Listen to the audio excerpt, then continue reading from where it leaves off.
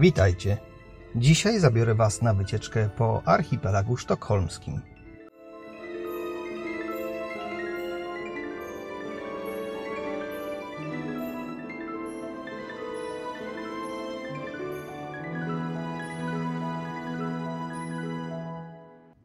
Znajduje się on we wschodnio-środkowej Szwecji.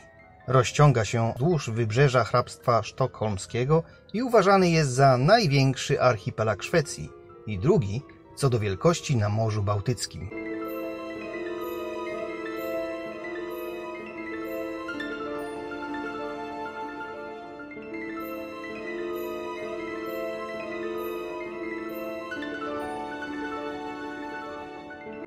Jego obszar nie ma formalnego rozgraniczenia, ale zwykle uważa się, że ma on około 150 km wzdłuż wybrzeża i około 80 km na wschód w głąb morza. Archipelag sztokholmski obejmuje nieco ponad 24 000 wysp i wysepek. Rozciąga się na 1700 km², z czego 530 km² to ląd. Archipelag zamieszkuje około 10 000 stałych mieszkańców. Ciekawostką jest fakt, że na wyspach znajduje się 50 000 domów wakacyjnych.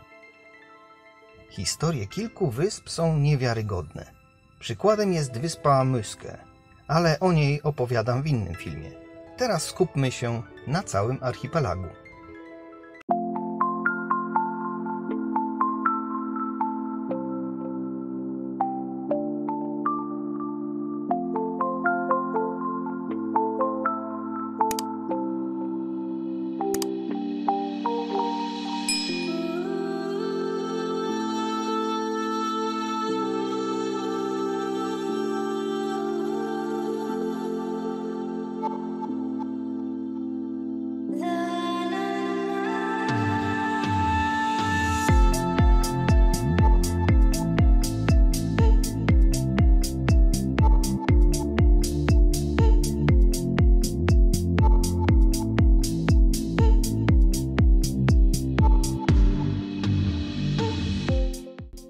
Populacja mieszkańców występuje na wszystkich głównych wyspach położonych najbliżej wybrzeża, które mają stałe połączenie mostowe lub promowe. Z boku ekranu znajdują się najważniejsze z nich. Wiele większych wysp, które oddalone są od wybrzeża, obsługiwane są przez statki pasażerskie o ustalonym rozkładzie jazdy. Fakt, że w granicach Szwecji znajduje się 276 000 wysp i wysepek, tłumaczy liczbę łodzi. Ile ich jest? To i wiele innych informacji znajdziecie w filmie Szwecja Wodny Świat, na który serdecznie zapraszam. A teraz wracamy do sztokholmskiego roju wysp. Podczas panowania Gustawa Wazy postanowiono wzmocnić Vaxholm i chronić drogę morską do Sztokholmu. W latach 50. XX wieku następowała stopniowa relokacja ludności z archipelagu do najbliższych miast na kontynencie. Oferowały one większy zakres miejsc pracy. Przeniesienie było również w dużej mierze spowodowane faktem, że obowiązek szkolny był stopniowo rozszerzany. Chcąc uczyć się w szkole średniej lub wyższej, należało najpierw dostać się na kontynent. Popularne rybołówstwo na archipelagu przez długi czas było znaczącą gałęzią przemysłu, jednak stopniowo traciło na znaczeniu i dziś stanowi znikomą jego część. W drugiej połowie XX wieku, od około 1960 roku, archipelag sztokholmski rozwinął się głównie jako letnia rezydencja dla mieszkańców kontynentu, pochodzących głównie z obszaru Sztokholmu. Najpierw wynajmowano domki, by z czasem budować domy letniskowe.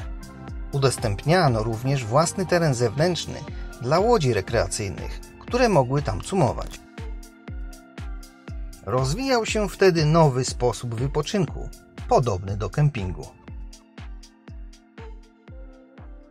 Rozwój ten doprowadził do silnego sezonowego zapotrzebowania na siłę roboczą w różnych branżach. Do początku XX wieku warunki życia mieszkańców archipelagu charakteryzowały się niedostatkiem ekonomicznym w porównaniu z warunkami życia na kontynencie. To, co zostało wyprodukowane, było głównie spożywane we własnym gospodarstwie i przeznaczane na pasze dla zwierząt gospodarskich w okresie zimowym. Rybołówstwo stanowiło znaczną część gospodarstwa domowego, a co za tym idzie, źródło dochodu.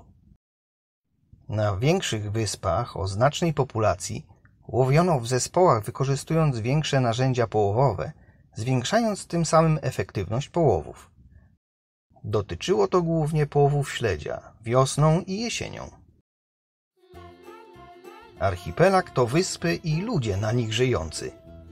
Stoi za nimi także ciekawa historia.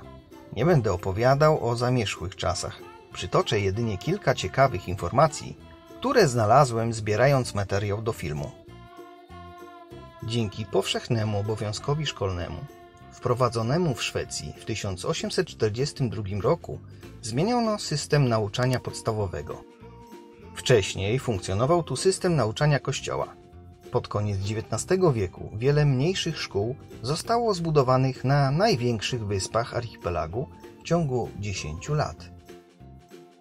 Często jeden lub najwyżej 2 nauczycieli było odpowiedzialnych za nauczanie wszystkich przedmiotów w 4-letniej szkole podstawowej, a od 1882 roku w 6-letniej obowiązkowej szkole podstawowej. Budynek szkolny był w większości zbudowany jako szkoła i dom dla rodziny nauczyciela, która zwykle pochodziła z kontynentu. Nauczyciel, ksiądz i lekarz okręgowy byli specjalnymi osobami, które w XIX wieku w praktyce odpowiadały za większość podstawowego porządku codziennego w społeczeństwie archipelagu i rozwiązywały wiele drobnych sporów.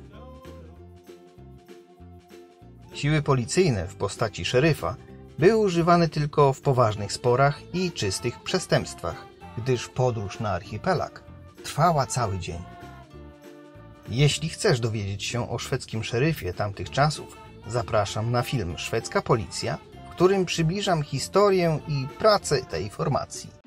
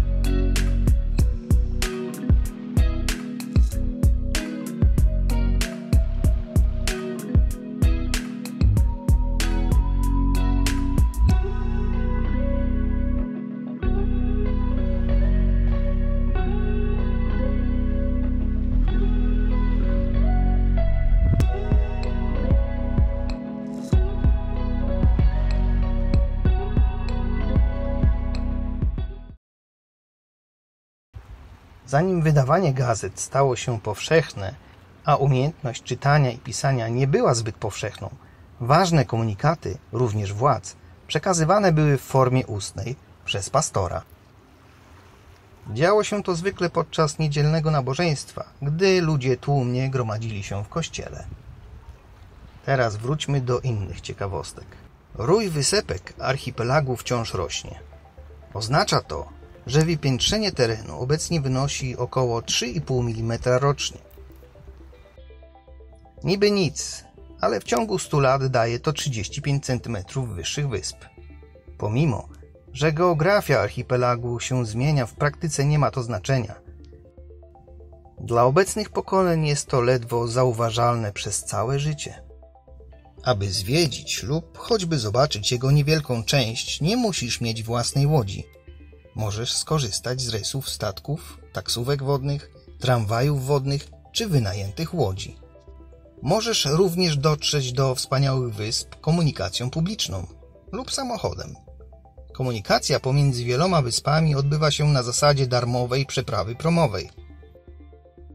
W mojej ocenie archipelag sztokholmski jest miejscem bajecznym, fascynującym i pełnym uroku. Jeśli będziesz miał możliwość przyjechać w to miejsce, nie wahaj się. Z pewnością nie będziesz żałować. Jeśli podobał Ci się film, daj łapkę w górę i zasubskrybuj kanał. Dziękuję za oglądanie. Do zobaczenia.